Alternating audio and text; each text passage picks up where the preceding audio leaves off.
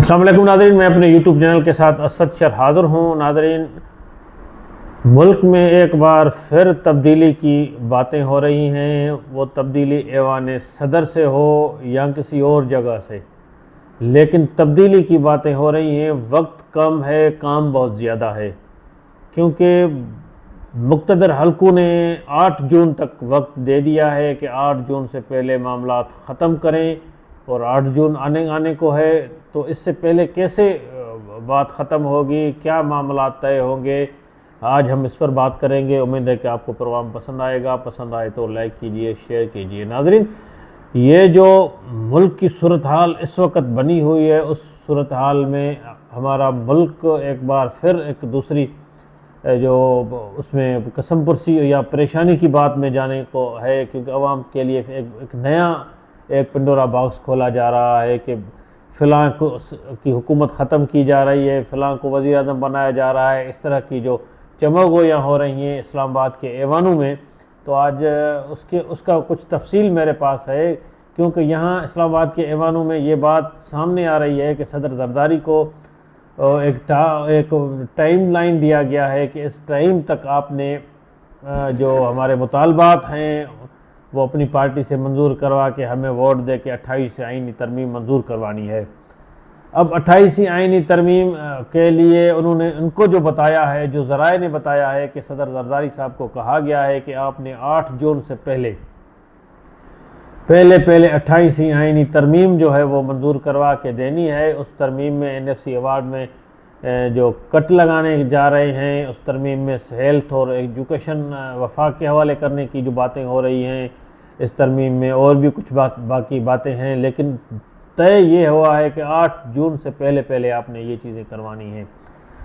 8 जून से, क्योंकि 8 जून के बाद 9 तारीख को जो बताया जा रहा है कि 9 जून को बजट सेशन आ रहा है, फिर ये बजट सेशन कम से कम 1 महीना चलेगा और ये बात डिले हो जाएगी। और बजट से पहले जो आइनी तौर पर जो कट लगाएंगे बजट में, जो सूबों के शेयर में NFC के में, वो सूबे बजट में लगा सकते हैं, ताकि जो ये बजट पेश हो उस बजट से पहले ये तरमीम मंजूर हो और इस तरमीम में जो NFC का मामला है वो जो हल हो जाए, जो दोस्त चाहते हैं। उस पर सुना है कि जो इधर बातें चल रही हैं, मैं बातें बता रहा हूँ जो चल रही हैं कोई इंतज़ाई अहम ज़रियों में, कि सदर ज़रदारी ने कहा है कि मुझे बिलावल भुट्टो वज़ीर आज़म चाहिए, फिर मैं ये करने के लिए तैयार हूँ। लेकिन पीपल्स पार्टी के दोस्त जो जिन सीनियर से हमारी बात हुई है वो कह रहे हैं कि कुछ भी हो जाए सदर ज़रदारी इस तरह नहीं करेंगे। बिलावल भुट्टो साहब ख़ुद ही नहीं मानेंगे कि वो वज़ीर आज़म के लिए इतनी बड़ी कुर्बानी दें, पार्टी को ज़ीरो कर दें, क्योंकि NFC अवार्ड में ही तो सूबों के शेयर होते हैं जिससे वो अपना निज़ाम चलाते हैं, और वफाक के पास कुछ नहीं है। क्योंकि मैं थोड़ा सा आपको बताना चाहता हूँ कि NFC में वफाक इसीलिए अपना शेयर बढ़ाना चाहता है, क्योंकि वफाक को कर्ज़े अदा करने होते हैं, बाकी मामलात होते हैं।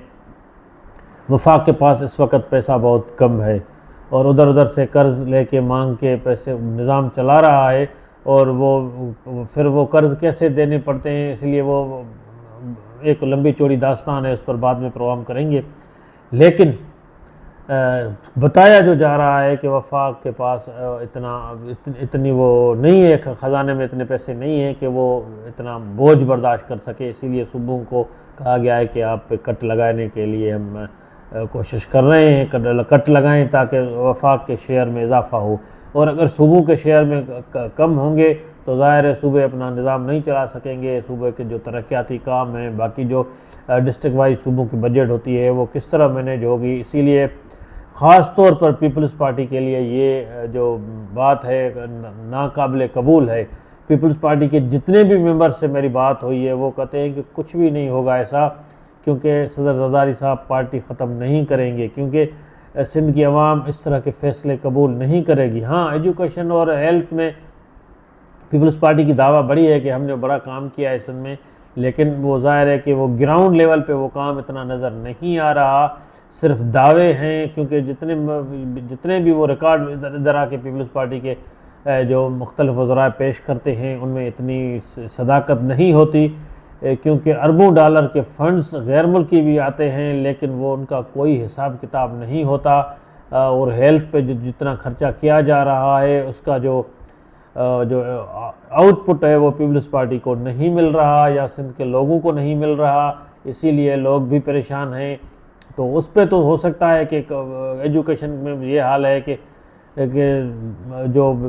बच्चे निकल रहे हैं उनके कोई इतना एजुकेशन इतनी अच्छी नहीं है कि वो एजुकेशन आगे चल के किसी बड़े इम्तिहानात में को पास कर सके, क्योंकि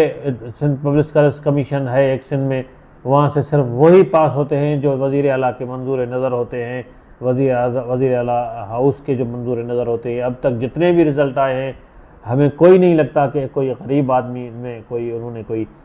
पासिंग मार्क्स ली हों या वो किसी चटा बेटी के इम्तिहान में कोई आके SDM मुख्तियार या किसी बड़े अहदे पे पहुंचा हो। बहरहाल ये तो इन पे अलग प्रोग्राम करने का जो है दिल करता है कि अलग प्रोग्राम करेंगे, लेकिन इस वक्त सदर जरदारी को टास्क दिया गया है कि आपको 8 जून तक मोहलत है कि आपने इसी जो सेशन कल पीर के दिन से शुरू होने जा रहा है 11 तारीख से, तो ये बताया गया है कि 11 मई से जो सेशन शुरू होना है इसमें आपने 28 तरमीम मंजूर करवानी है, क्योंकि दिन बहुत कम है और काम ज़्यादा है, इसीलिए लड़ाई तेज़ हो गई है। अब पता नहीं कि 8 जून से पहले कौन रहेगा कौन नहीं रहेगा, किसके लिए माहौल तंग किया जाएगा। ज़ाहिर है जो मुक़्तदर हल्के हैं जो तरमीम के हिमायत में जो तरमीम मंजूर करवाना चाहते हैं उनके पास 10 जो है